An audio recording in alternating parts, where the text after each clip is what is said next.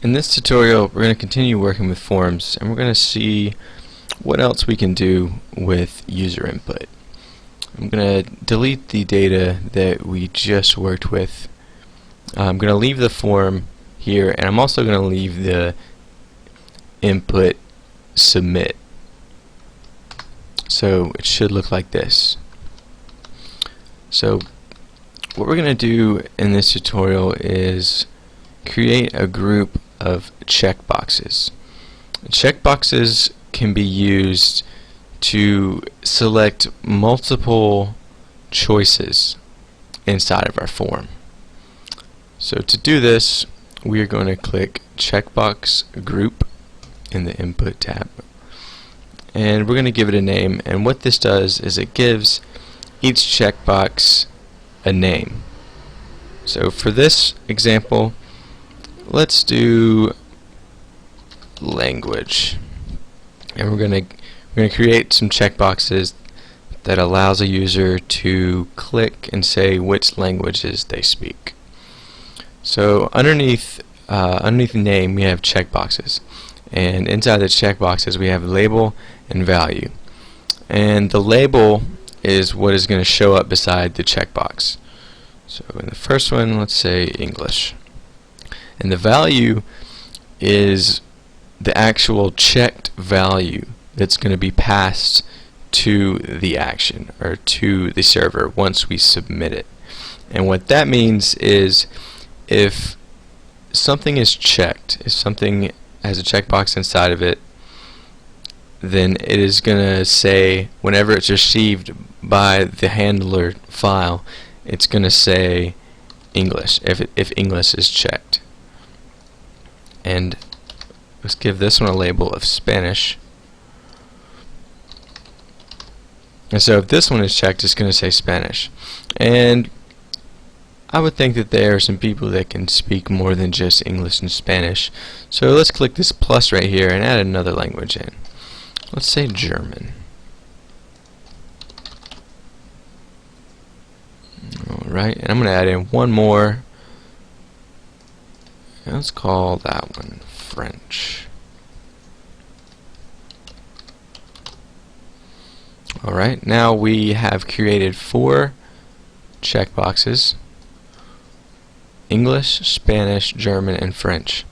And we can use these arrows right here to click on one of our labels or one of our values. You can click either one, and you can press up and down to move it in order of the way you want it to display once you say OK.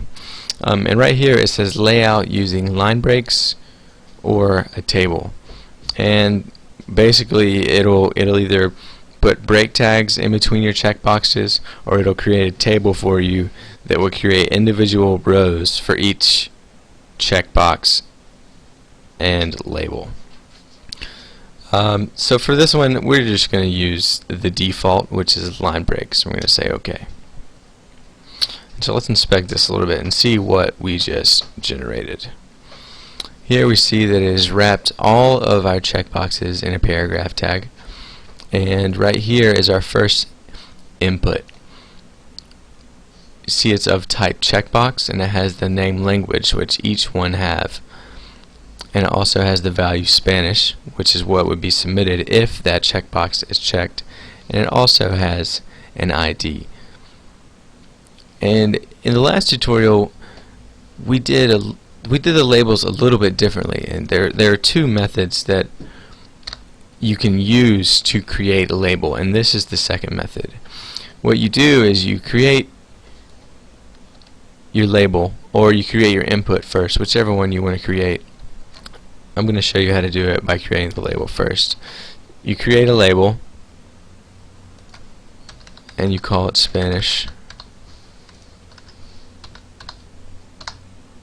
and then inside of that label you put your input, just like that. Alright, so now that we have all of our checkboxes in place, I'm going to save this and I'm going to run it in Firefox. So now you can see we can check each one of these. We can uncheck, and that is how you create a checkbox inside Dreamweaver.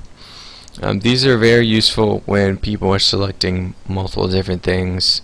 It makes it a lot easier. Instead of typing it in, you can just check it yes or no, and then they can submit it to our sample handler.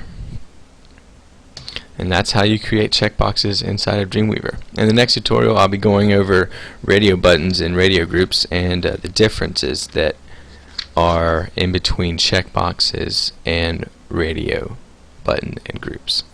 So thanks for watching, and don't forget to subscribe.